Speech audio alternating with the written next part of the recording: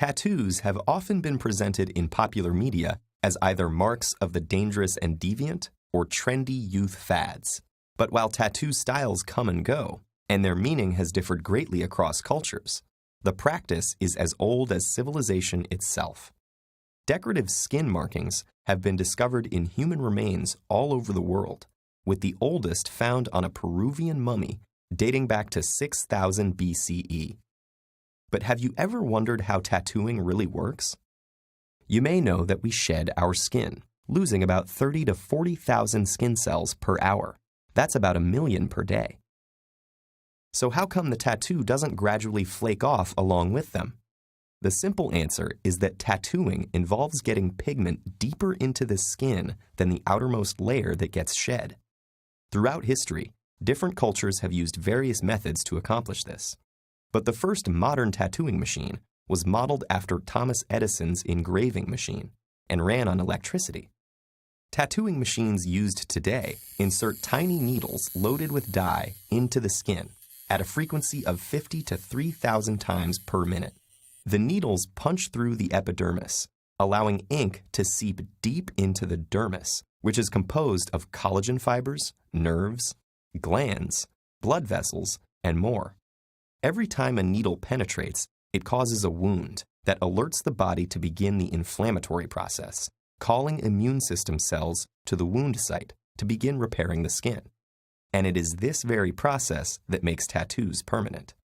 First, specialized cells called macrophages eat the invading material in an attempt to clean up the inflammatory mess. As these cells travel through the lymphatic system, some of them are carried back with a belly full of dye into the lymph nodes, while others remain in the dermis. With no way to dispose of the pigment, the dyes inside them remain visible through the skin. Some of the ink particles are also suspended in the gel-like matrix of the dermis, while others are engulfed by dermal cells called fibroblasts. Initially, ink is deposited into the epidermis as well, but as the skin heals, the damaged epidermal cells are shed and replaced by new, dye-free cells, with the topmost layer peeling off like a healing sunburn. Blistering or crusting is not typically seen with professional tattoos, and complete epidermal regeneration requires 2 to 4 weeks, during which excess sun exposure and swimming should be avoided to prevent fading. Dermal cells, however, remain in place until they die. When they do, they are taken up, ink and all, by younger cells nearby, so the ink stays where it is. But with time, tattoos do fade naturally, as the body reacts to the alien pigment particles, slowly breaking them down to be carried off by the immune system's macrophages. Ultraviolet radiation can also contribute to this pigment breakdown, though it can be mitigated by the use of sunblock. But since the dermal cells are relatively stable, much of the ink will remain deep in the skin for a person's whole life. But if tattoos are embedded in your skin for life, is there any way to erase them? Technically, yes.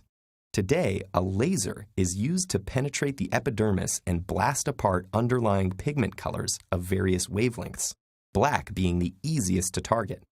The laser beam breaks the ink globules into smaller particles that can then be cleared away by the macrophages. But some color inks are harder to remove than others, and there could be complications. For this reason, removing a tattoo is still more difficult than getting one, but not impossible. So a single tattoo may not truly last forever, but tattoos have been around longer than any existing culture, and their continuing popularity means that the art of tattooing is here to stay.